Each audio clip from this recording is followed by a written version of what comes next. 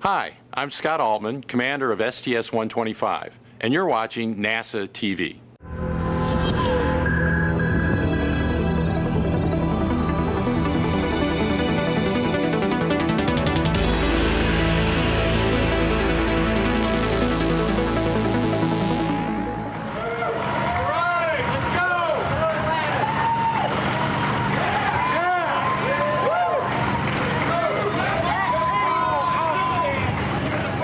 And here are the astronauts now walking out of the astronaut quarters, boarding the astronaut van.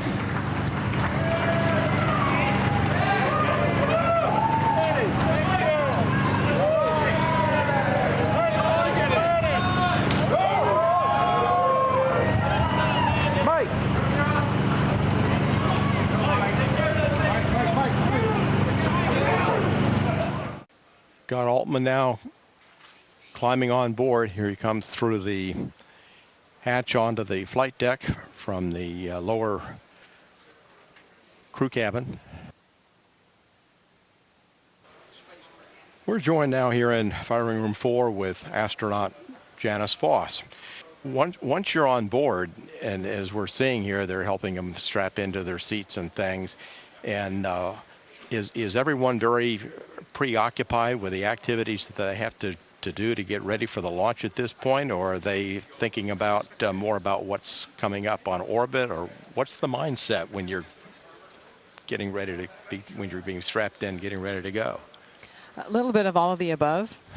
There are duties that you have assigned that change with time, and so you're thinking ahead to make sure that you're ready for the next thing you're supposed to do.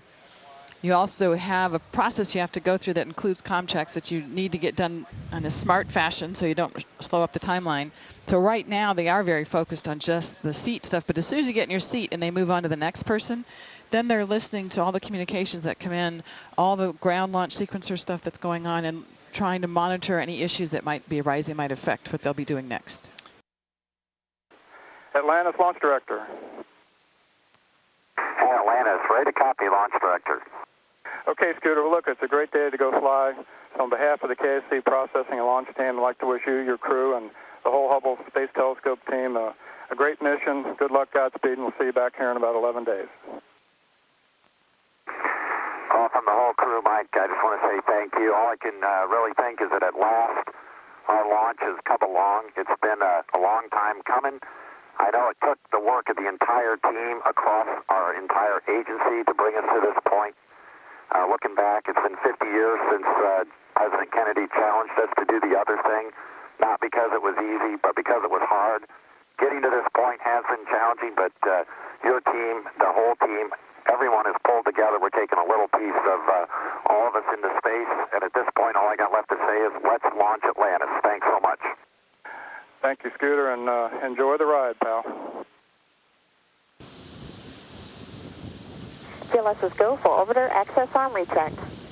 Atlantis OTC, best of luck upgrading the HST to increase our knowledge for light years to come. OTC, Atlantis copies. We're looking forward to it, and we'll give it our best. 20. Nozzle check of the SRBs. Firing chain is armed. Sound suppression water system armed. T-minus 10, 9, 8, 7, 6, 4, 3, 2, 1, and liftoff of Space Shuttle Atlantis. A final visit to enhance the vision of Hubble into the deepest grandeur of our universe.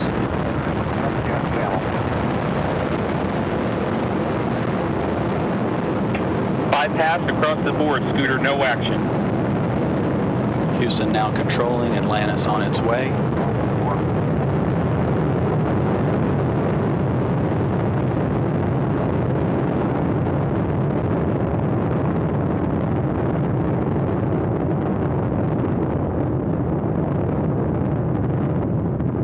Atlantis on its way, all 3 engines now throttling down as the vehicle passes through the area of maximum dynamic pressure.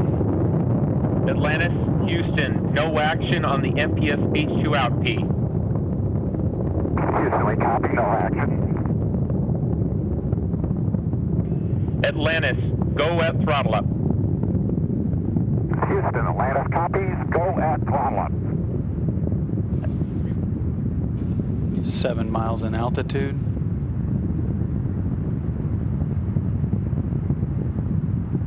Altitude 49,000 feet.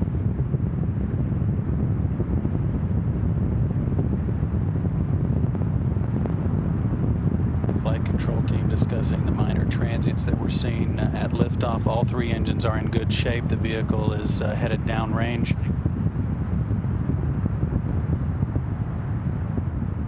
All 3 hydraulic systems in good shape, as are the fuel cells. Atlantis is 18 miles and altitude, downrange 23 miles. Already traveling 2,500 miles per hour, approaching staging, the burnout of the twin solid rocket boosters, which have been burning fuel at a rate of about 11,000 pounds per second.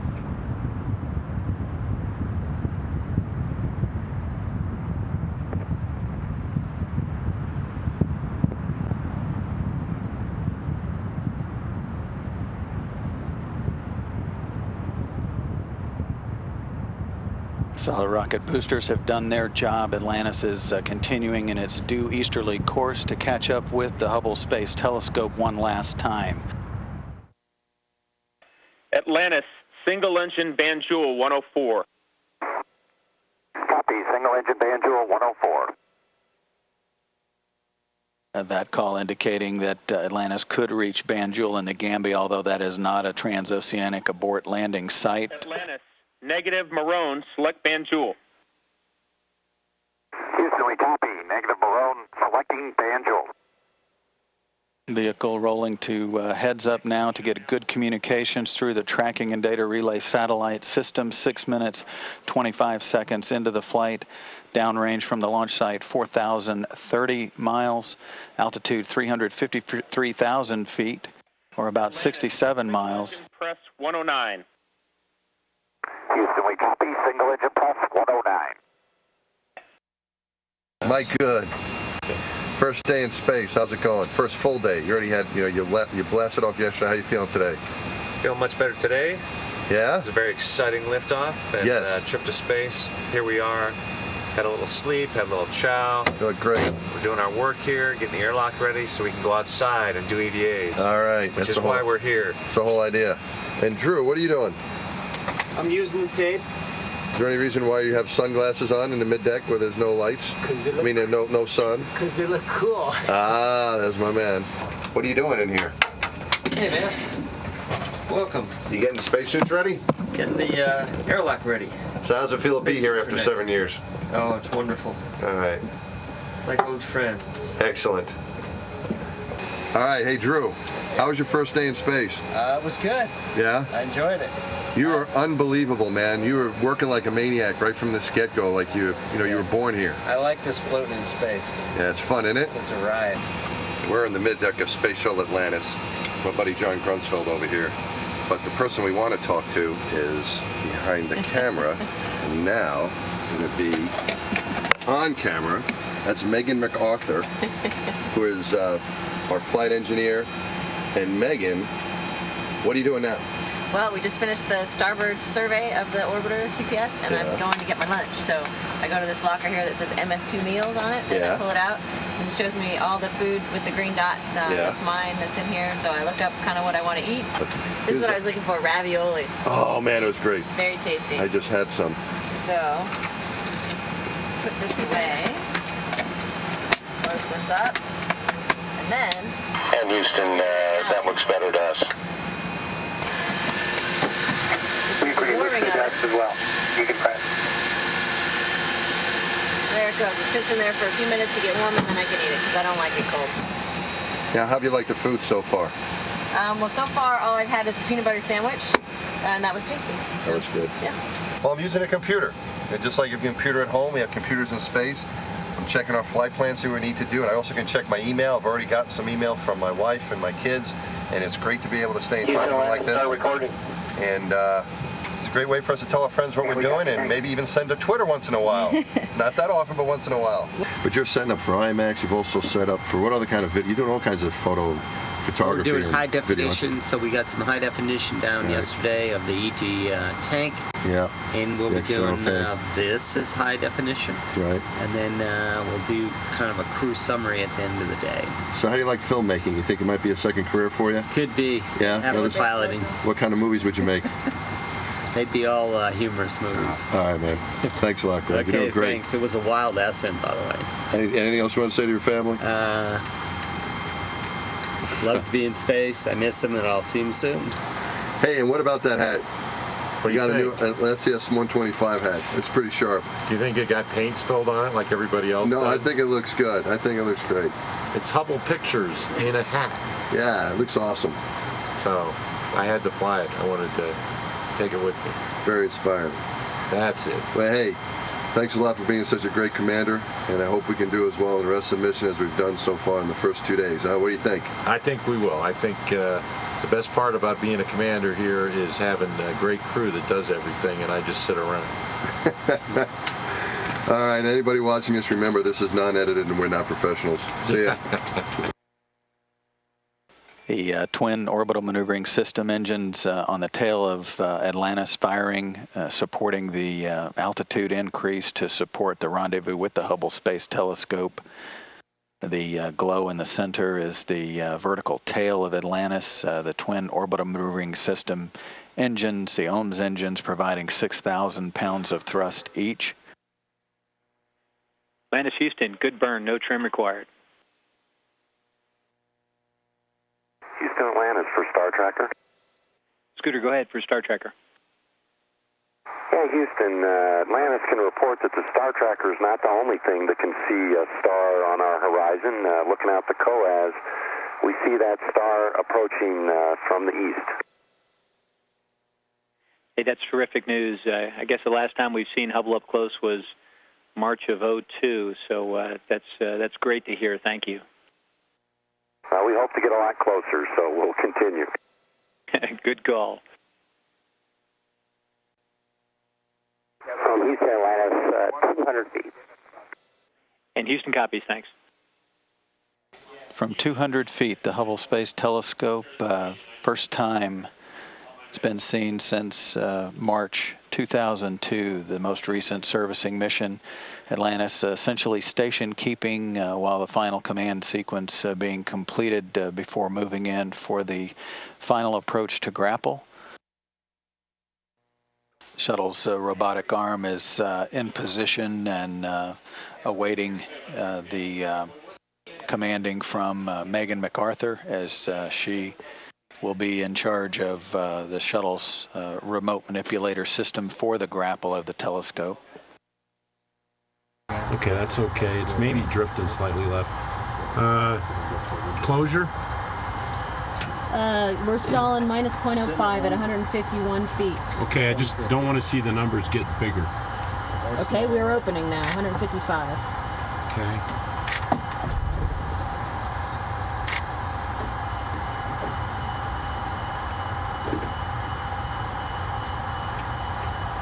I'm going to try to shoot one off the bottom just to see if it'll Okay, take. AJ, I see you set up with body vector how 5, many pitch angles of off do you think 27, we are? yaw 0, Omicron 0. And I agree with that for a plus body yaw. 350 miles above the Indian Ocean, Atlantis with the robotic arm in view, closing in on the Hubble Space Telescope directly underneath the telescope now that the two vehicles are in the proper position for grapple inside 100 feet to Hubble. Hey, Houston, Atlantis, we have the telescope in the RMS end effector.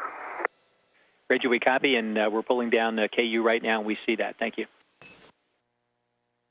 The bottom of Hubble coming into view through the remote manipulator system's end effector camera. This same view seen through one of the closed circuit televisions up on the flight deck of Atlantis.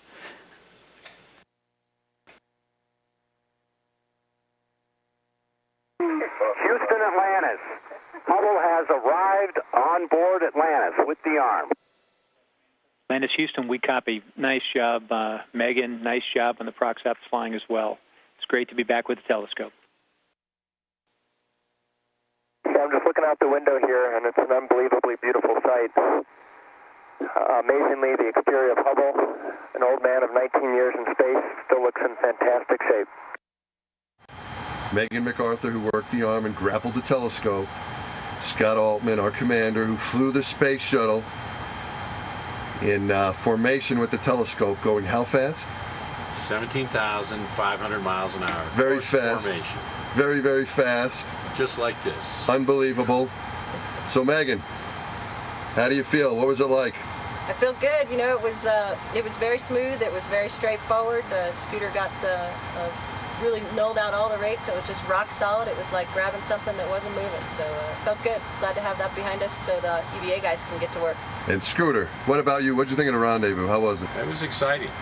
Well, you said challenges there. You said it was a little fast. Is that right? We came in. We had kind of a little extra closure, a little out of plane maneuvering, trying to get up to the telescope. Had to do some braking, and then the telescope wasn't rotated for us. We had to wait when we got there, and then do a yaw maneuver. All this. Oh my gosh! Look at that. See, it's just a furball with that telescope. Gosh! But you are an F-14 pilot, right? Yes. So going fast, that's not a big deal. That was all right. That was okay.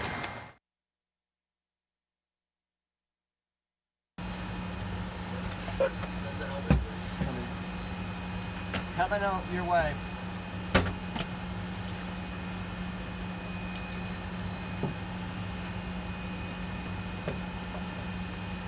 Got it?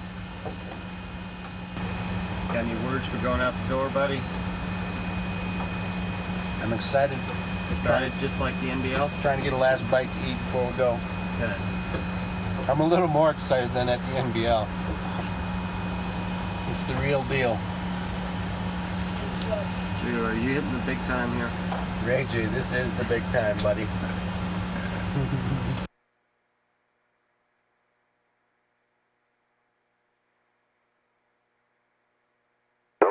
Is open, mass. This is great, John. We see you coming out. You can egress. Coming out.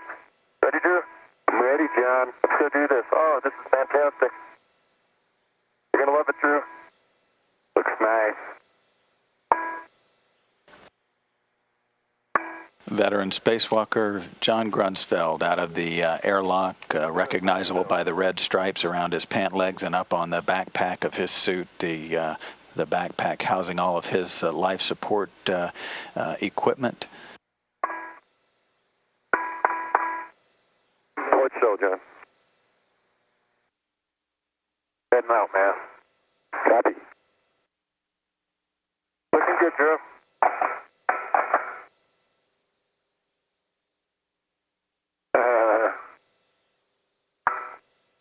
Too cool.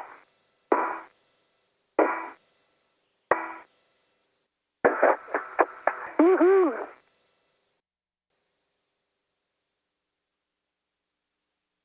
You good safety tether?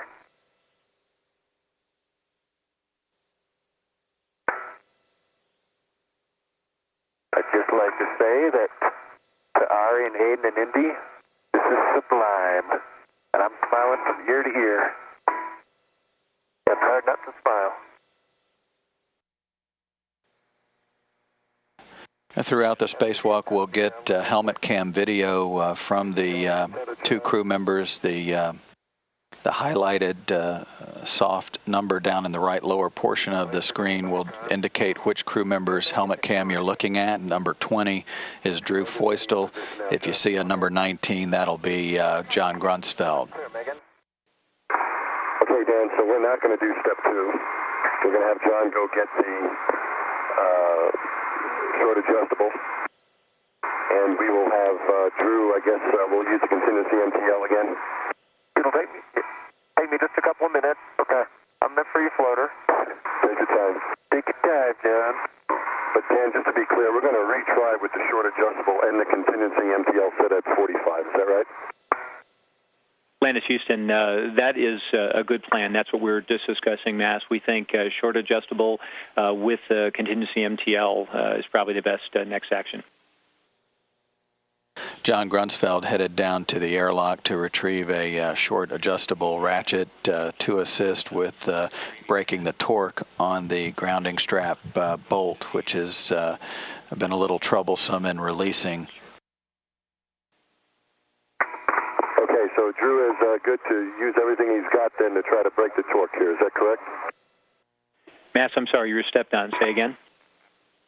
So in other words, he can use what he needs from his strength to try to break the torque. Is that what you're telling us? That's exactly right. And as soon as he does, if he's successful, start to have some motion in the latch, we'd like him to go ahead and stop at that point.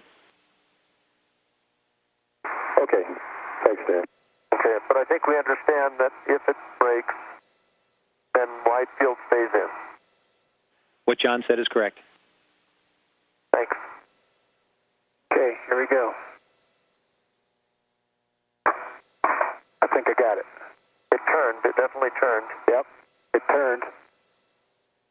And it's turning easily now. Very nice. Okay, and Atlantis Houston for EVA, we copied and saw that. That's great news. At this point, we'd like to put the MTL back in series with the short adjustable.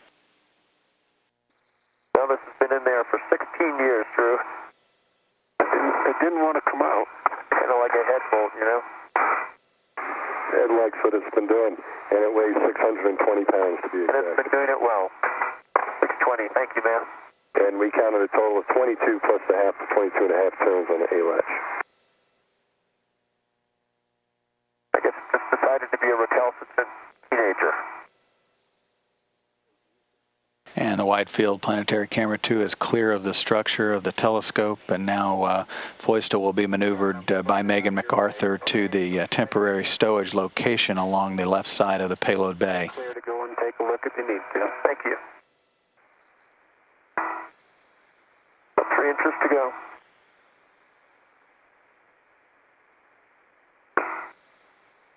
You're there. Keep coming, Megan. Copy, continue.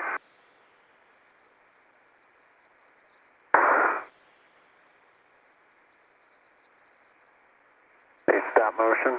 Motion stopped. I've got a hand on it. Copy. Nice job. Nice work. The new camera now installed. The next step will be to engage the bolt or the A-latch, again expecting about 22 turns on the pistol grip tool settings. 10.5. Houston for EVA. Good news from the stock. Liveness test on Widefield 3 is good. Hooray! Awesome. That's awesome news, Dan. Thanks. These guys did a great job, and we appreciate all the great support we got from the ground, getting Widefield in to unlock the secrets of the universe. More of the secrets. More of the secrets of the universe. The crew has been given a go for the second major task of EVA number 1, that is the removal and replacement of the Science Instrument Command and Data Handling System that malfunctioned last September, delaying the servicing mission from October to now. Well, we got the Hubble and gave Hubble a hug, but in traditional Hubble fashion, Hubble threw us a few curves. And I think it's really a testament to the whole team on board here, on board Atlantis, and of course on the ground, Tomas, Christie, and everybody else, the Goddard team, that we were able to overcome them, and that we have a Widefield Camera 3 in the telescope, which will help to unlock the secrets of the universe, and a new scientific instrument command and data handling. Thanks to everybody for all the hard work.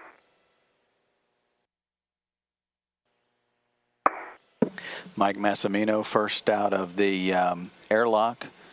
He is beginning his third spacewalk and third to service the Hubble Space Telescope. Anybody home? Hey, Mass, you're looking great.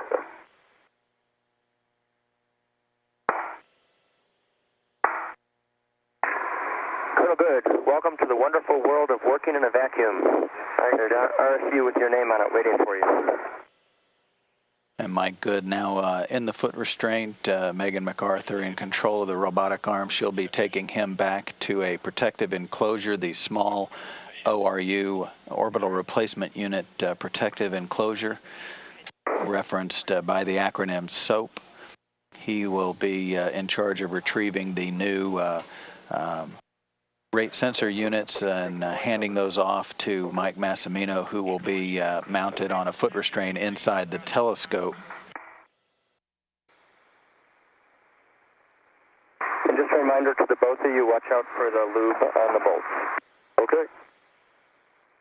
Mike Massimino's reflection in the aft shroud of the Hubble Space Telescope as he prepares to open the doors, protective doors over the fixed head star trackers and the rate sensor units. Coming in. Okay, Mike, your bags are over the top of the food plate here. Okay. I think you can go in now, in and up. Massimino now being assisted by Michael Good with positioning inside the aft shroud of the telescope. You're looking directly at one of the star tracker shields. And Master, if you look carefully, there's a little engraving that says "Story was here somewhere." You ain't gonna fool me. Okay, it's off. It's loose.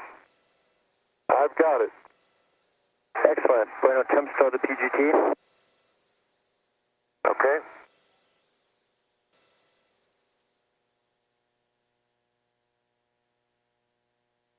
Yeah, Mike, I got it. And the first rate sensor unit removed now from the telescope. Very good. That goes on, you can unlock the ret, and it goes on top of the MFR handle. One adjustable, one ret. Okay. Atlantis Houston for EVA, we have a good aliveness test on RSU-2R. You have a go for RSU-3. Change out.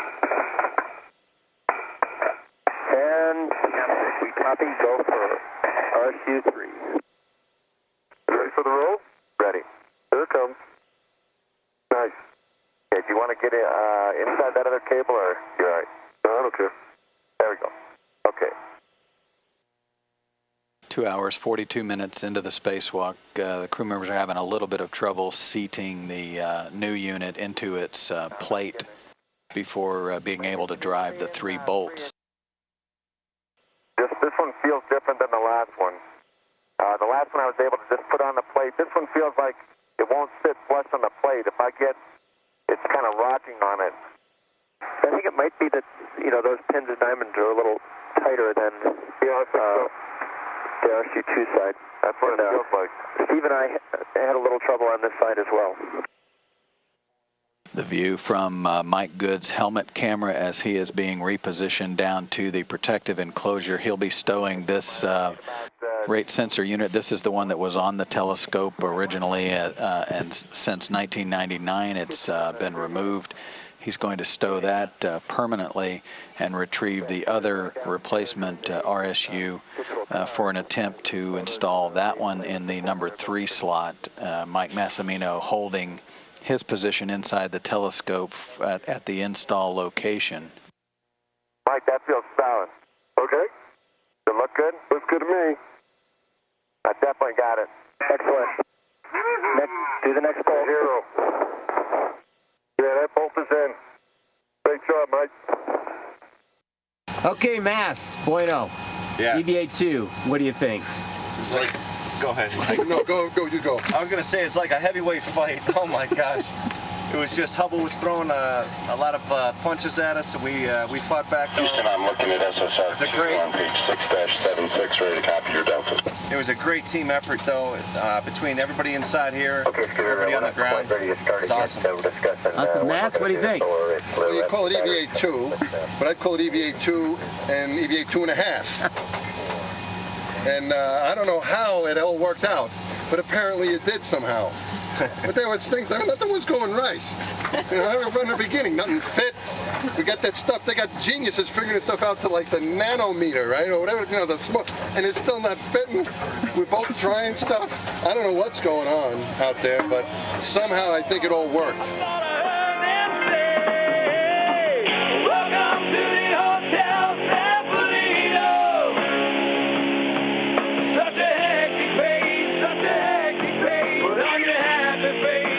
With all the curves that Hubble's been throwing us, There's no question that we're all living in the hopes to tell Cephalino.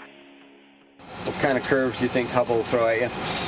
I don't know. It's been a day of surprises each day. I thought it was only going to be the first day, but we had a second day of surprises. I'm sure today will be a third, but I'm not too worried. We managed to sort of power through both days and get all the tasks completed and objectives done, so I'm excited about this. What do you think the real challenge is today? What's the big challenge?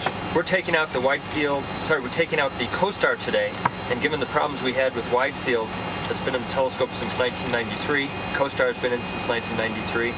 I'm a little bit concerned that the A latch, the latch that really holds it in tight, or the B latch, which brings it up and down, may be bound up the way it was on the Widefield camera. Yikes. Yep.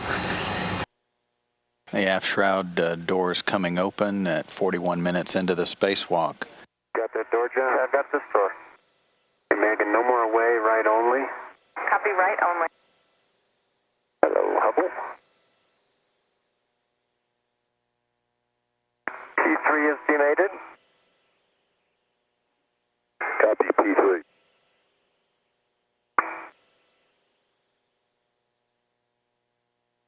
P4 is demated. Copy, P4. J1 is demated. Copy, P1. Right. P1.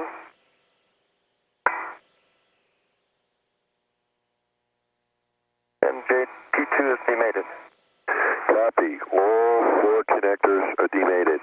John, this is the note we've been waiting for. Stand by. Ground strap clip. MLI flap is only taped to HST. How would we know that? John, I've got your foot. Okay, thanks. I'm ready, Drew. Okey-dokey. Okay, you guys know the drill. Let's remove CoStar. Hey, Megan, let's start moving out. Copy, Drew, coming out slow. Hey, John, if you can call the B-light steady when you see it. B-light B, ready is on. Thank you. CoStar is free and now it's ready to be removed from the telescope. Installed back in December 1993 to correct the spherical aberration that was detected in the telescope's mirrors after its initial deploy in 1990. Yeah. Clear. Stop. How far are we? You're about 2 feet out and clearing. Okay. Can you, Megan? Copy, continue.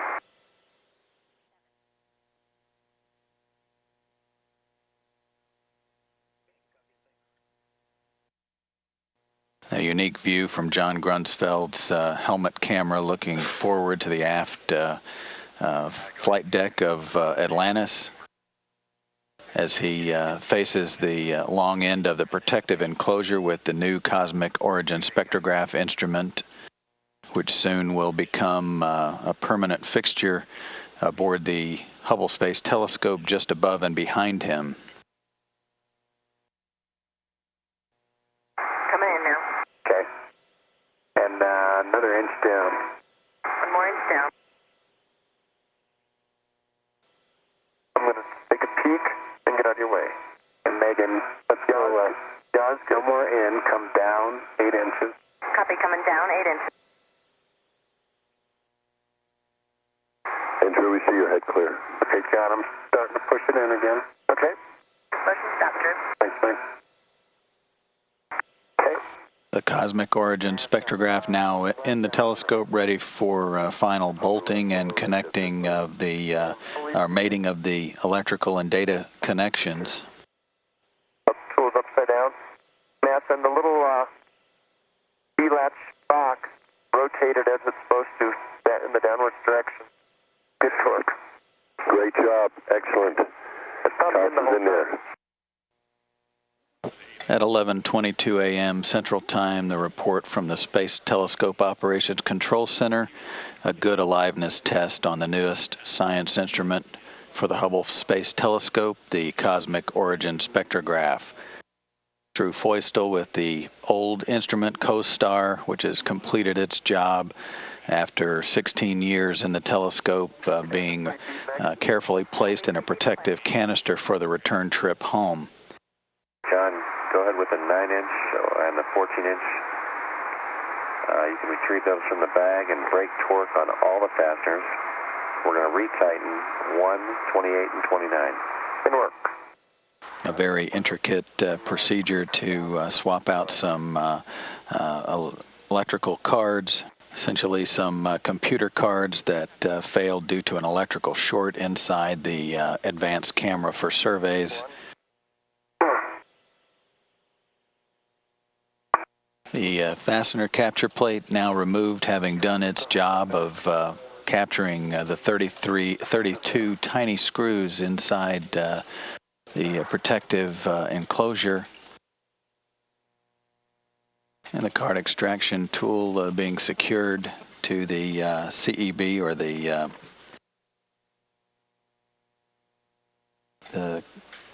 charge coupled device electronics box. Card 1 is out. Nice. I heard that. That's great, John. Nice job. Nice job, Tom. Takes a few more turns to get it out of the connector. Not that it matters. The slide lock is in the 4 cards. The slide lock is engaged. Okay, copy number 1 is in the bag, so to speak. Okay, I'm going to reset. Now he's resetting the index on the side of the extraction tool to the number 2 slot, and he'll repeat this task 4 times to remove all 4 cards. We started off this morning with Hotel Cephalina, which is where we're living here on orbit on Space Shuttle Atlantis.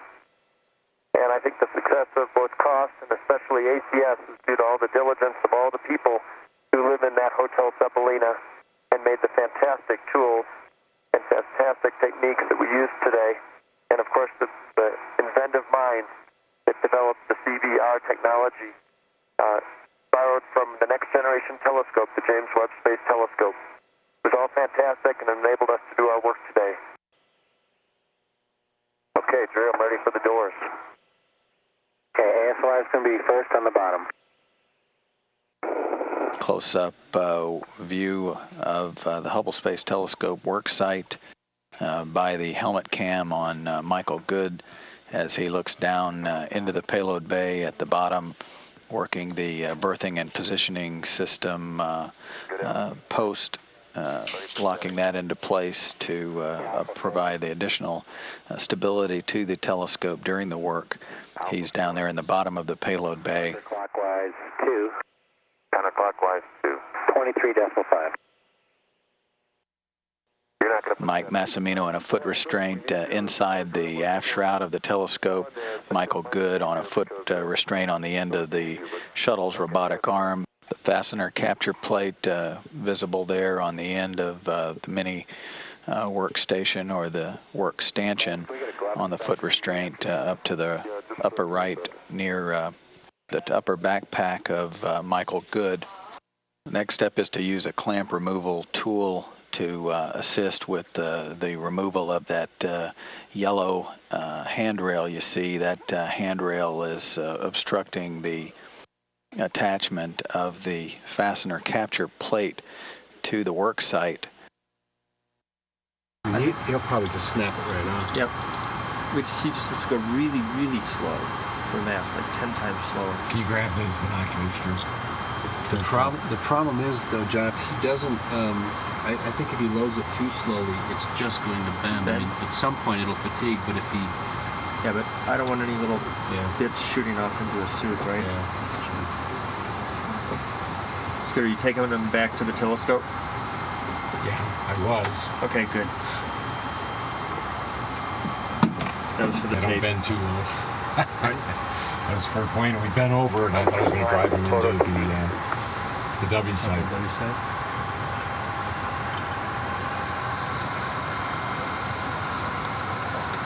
This thing's slow.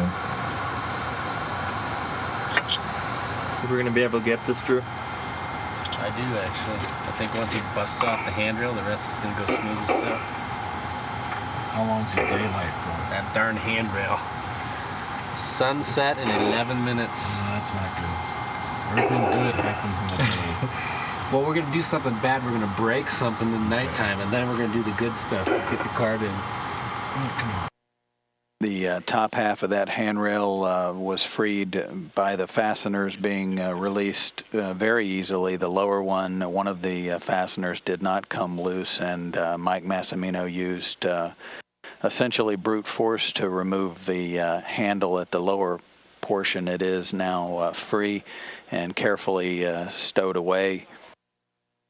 And now they're basically in the process of conducting some tool management before they get back into the task.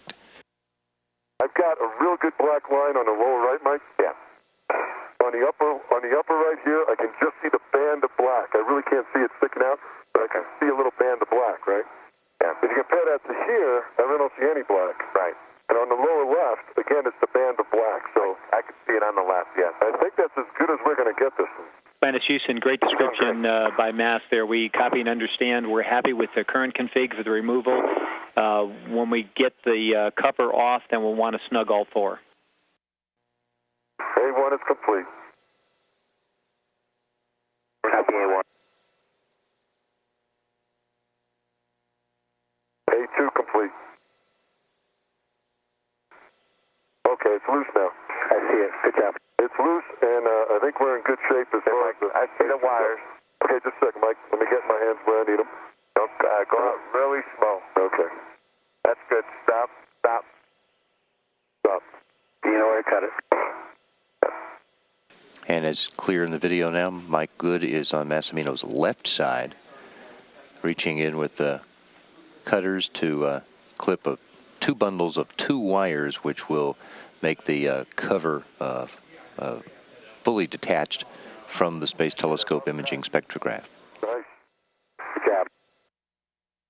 And now moving on to replace the low voltage power supply card to finish up the repair to the STS instrument of the Hubble Space Telescope.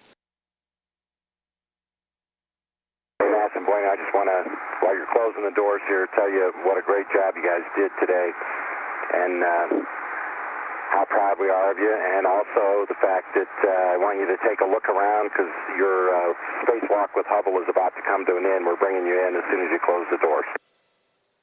Okay, thanks, Scooter. You is magnificent. It's great to work with the world going by, and being out here with a good friend, Mike Good, is a pleasure. What do you got, Mike? Those are good words, Mass. It is really awesome to be able to be out here and doing it. The MBL is great, but this is just completely awesome out here. A lot of work, but well worth it. It's a real privilege to get to see what we're seeing and get to work on this magnificent machine. Couldn't be any more grateful for the opportunity.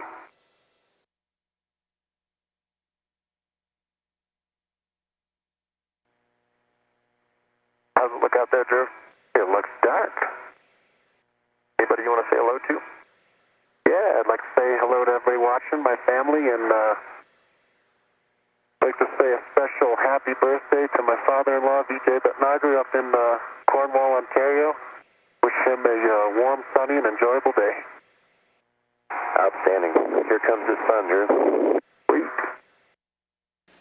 Foist will be wearing the all-white spacesuit today, which is how you'll be able to distinguish him from Mission Specialist John Grunsfeld, who will be wearing a spacesuit marked with a solid red stripe. And there's Mission Specialist John Grunsfeld making his way out of the airlock now. Looking good. Tether up over your helmet there. Yep. Again, as you can see, Grunsfeld is wearing the suit with the solid red stripe. The night setup. This view from Mission Specialist John Grunsfeld helmet camera, looking directly at the Bay 3 that he'll be working in to replace the batteries inside. Directly to the left of it is the Bay 2, where Mike Massimino and Mike Good replaced batteries during the second spacewalk of the mission. Should be a yard 12. Last bolt is free, Bueno, and the battery is releasing. Copy. Oh, nice silhouette on the door. What a beautiful spaceship we're on, guys.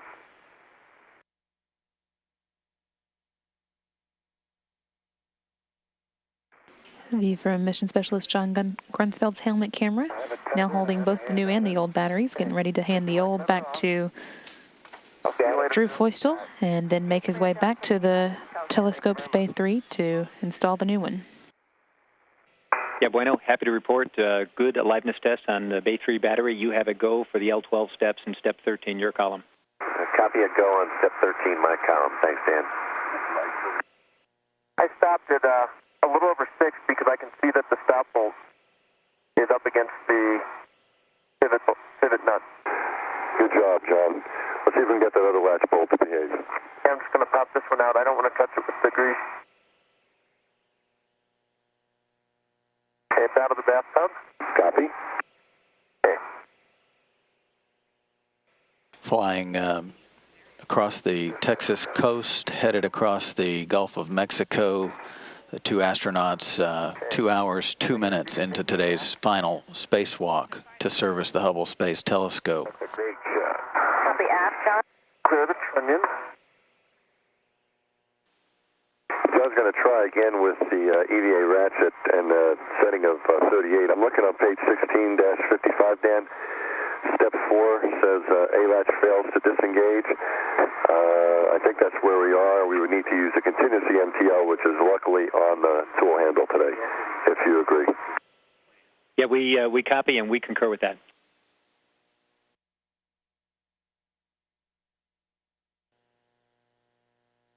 Per the procedures, to break the torque, they'll switch to the torque limiter, an extra additional tool they have on the tool caddy on the stanchion as part of the portable foot restraint on the end of the shuttle's robot arm. Here we go, man. Go ahead, John. Good luck. Think you got it. Something happened? I think you got it. Yep. Okay. And it's moving. Great job there. I'm going to go for a full half turn. Very good, John. All right. And the mirror is now clear, just coming outside telescope. Okay. You are clear to continue and increase the rate out. Yep, you can increase the rate, Megan. Copy, picking up the rate. What a beautiful view. Do your inspection. Okay. Okay, Megan, I'm ready to maneuver. Copy that, go into the aft fixture. John Grunsfeld being maneuvered on the end of the shuttle's robotic arm by Megan MacArthur to temporarily stow the fine guidance sensor just removed from the telescope. That sensor will be returning home once the new FGS is installed in its place on the telescope. Okay, stop right there. John Grunsfeld assisting with the final connectors on the port or the left side of the new fine guidance sensor. This is a really tremendous adventure that we've been on, a very challenging mission. Hubble isn't just a satellite.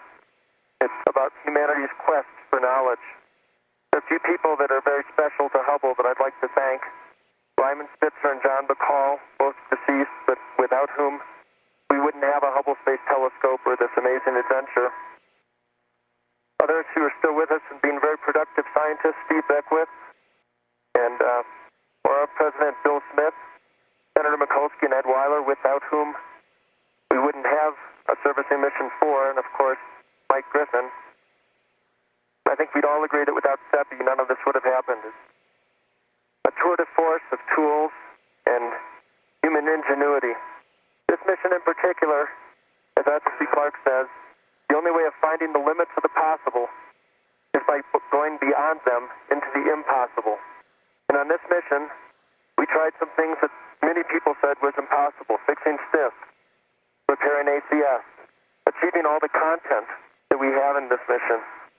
But we've achieved that, and we wish Hubble the very best. It's really a sign of the great country that we live in that we're able to do things like this on a marvelous spaceship like Space Shuttle Atlantis. And I'm convinced that if we can solve problems like repairing Hubble, getting to space, doing the servicing we do, traveling 17,500 miles an hour around the Earth, that we can achieve other great things, like solving our energy problems and our climate problems. All things that are in the middle of NASA's prime and core values.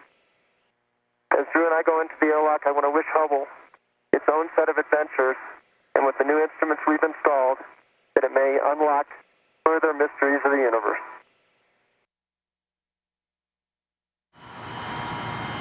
I'm going to select 5 A7 seconds. The free mode pride. switch is in auto. 3, 2, 1, release. I'm backing away. I see you got it open. Clear the pin. Clear the pin. Mode switch is in off. Clear the antenna. Yeah, that's coming out now. Ray J, I'm calling for 10 down pulses when we do this and record the MET. See you moving away nicely, Ray. I'm working to get away from the antenna as well. Okay.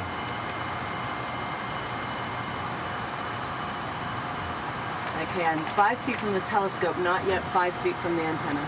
And I'll need the time when you do those, Scooter, but I think I'm going to hear it. You will. Yeah. And I'd call that 5 feet, Megan. You got to go for course if you want.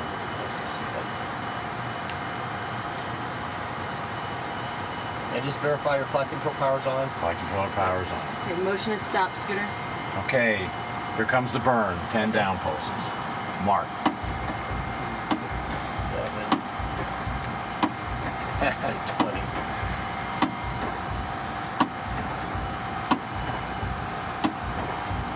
That's 10. Okay. Flight controller's off. 20. Okay, I need the mic. Oh, baby, look at that. And Houston, Atlantis with set 1 burn, MET 1857 24 feet. Okay, is that the keel camera on monitor 2 for me? 28. The actual monitor 2? With center of HST, bottom half of keel, scooter, and neutral. 31. There it is, Scooter. Okay. 35. Thank you. Opening. Supposed to be at a ref ball of about 65. You said 35 opening? Yep. Do you have a H dot? Yeah, it's about 65 of the ref ball. Okay. Stand by for your neutral.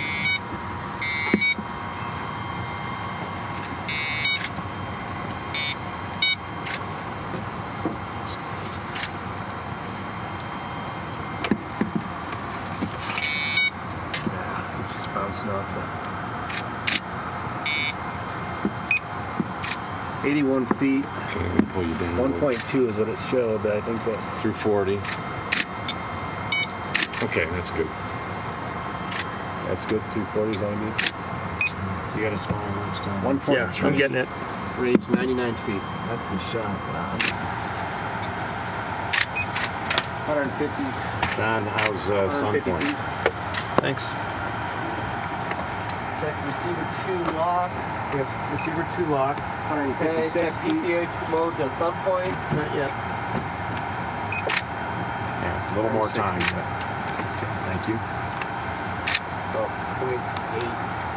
And Scooter at 0050 is when I show 3 plus 30 to the 5720. Okay. Do you have your maneuver ready to go? I'm putting them in now. And you can do the item 19. Hey, John. This Scooter? Yeah. Got this? Yes, sir. You grab this thing? Yeah. Thanks.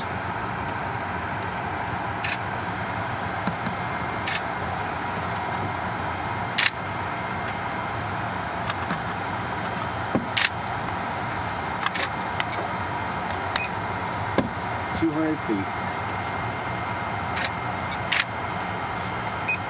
20 seconds, Scooter. 20 seconds for the maneuver. Right, I got 139000 Omicron 0. Okay. Shoot up the item 19. Go ahead and give me the item 19. Okay, intense in about 8 seconds. For what? 3 plus 30. The 5720. here we go. Just keep shooting that thing. 27 auto burn scooter. You said at 5 minutes. I thought you said we were at 3:30. Are you at 5 minutes? You know, I queued it up. Okay, go ahead and give me the 19. Just give me the auto when you're... Atlantis is traveling 730 miles per hour, altitude 50,000 feet.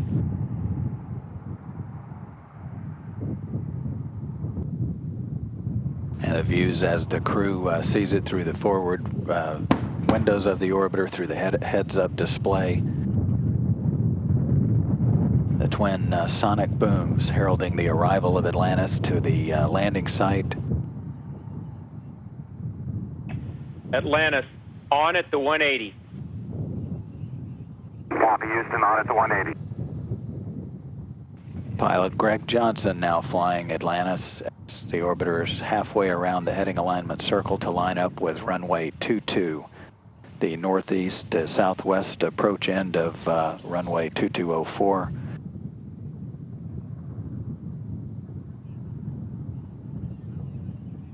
And Commander Scott Altman now flying Atlantis the rest of the way.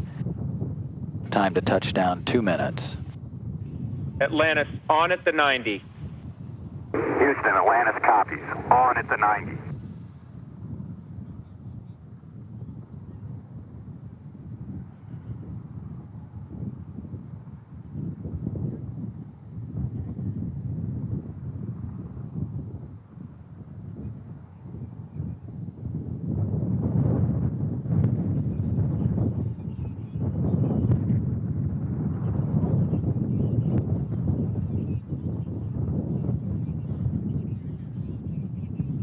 Altitude 12,000 feet. Houston, Atlantis. Field in sight at 10,000 feet. Copy, field in sight.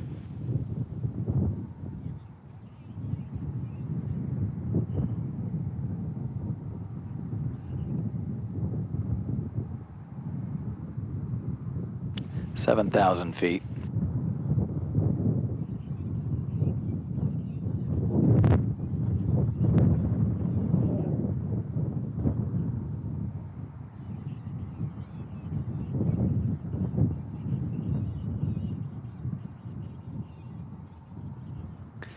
Four 4,000 feet.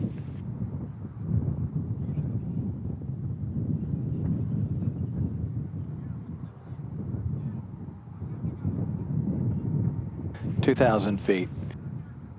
Commander Scott Altman beginning to flare out the vehicle, pitch the nose up as he approaches runway 22 from the northeast.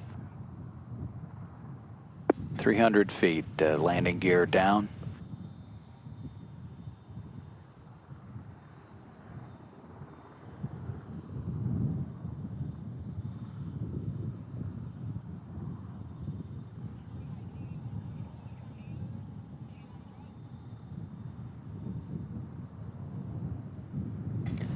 Main gear touchdown.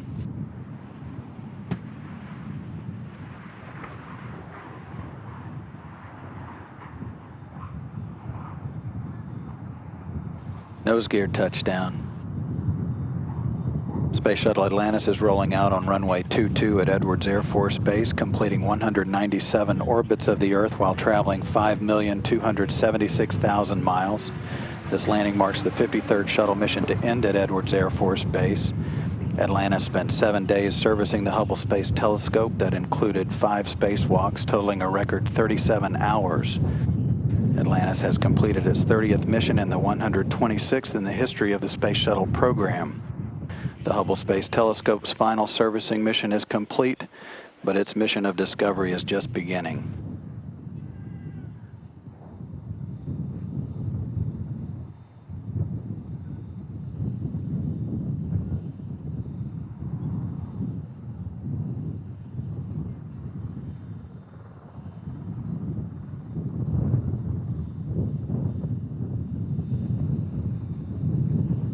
Houston, Atlantis, wheel stop, Edwards, 22.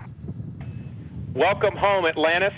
Congratulations on a very successful mission, giving Hubble a new set of eyes that will continue to expand our knowledge of the universe.